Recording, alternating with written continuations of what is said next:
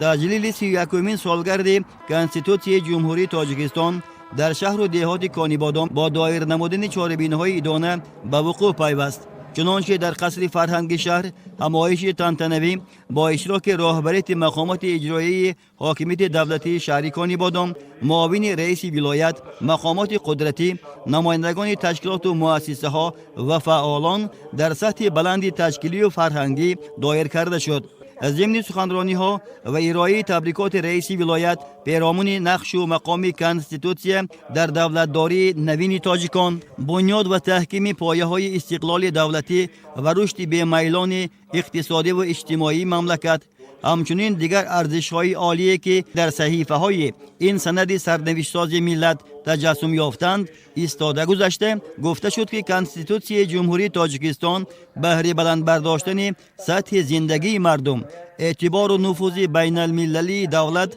و آبادی و شکوفایی تاجیکستان صاحب استقلال زمینه واقعی گذاشت.